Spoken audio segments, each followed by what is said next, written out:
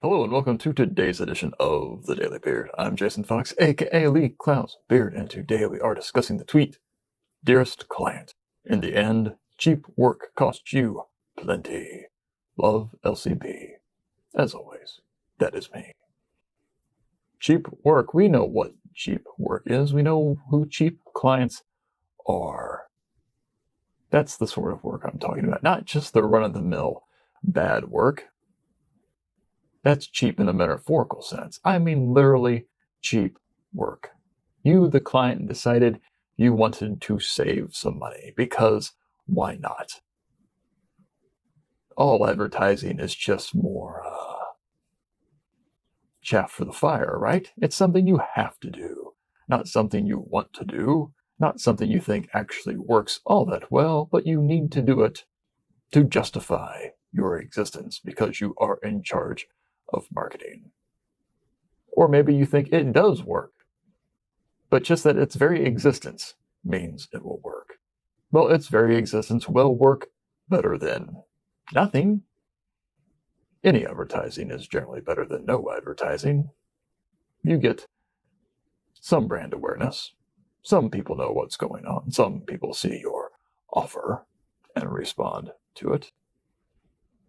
And so you go with the least amount of money you can possibly get away with to get something accomplished. If you're a small company, a small brand, perhaps you choose the freelancer who charges $25 an hour, as opposed to someone like me who does not even charge by the hour, who has the temerity and the gall to give you a project bid that is 3 times what you'd like to spend, but still half as much as what an actual agency would charge for the same service. What do you end up with this type of attitude? You end up with cheap work. Even if it doesn't look cheap, it looks like the corners were cut.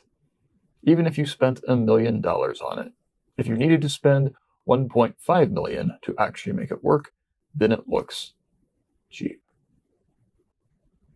We've seen plenty of movies like that. Well, guess what? Ads are like that as well. And in the end, you end up with something that exists instead of something that is effective.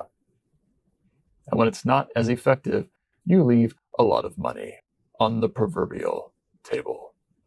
You miss out on sales. You miss out on building brand equity. You miss out on acquiring new customers. And once you acquire those new customers, they, of course, are cheaper to maintain than acquiring even more new customers. These are the sorts of things that you don't see on the balance sheet, which I suppose is really the issue, because your balance sheet looks splendid.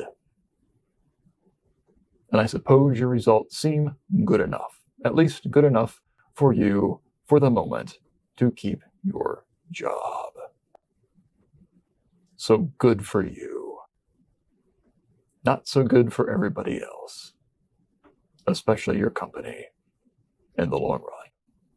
I'm Jason Fox. Everyone else, have a good one.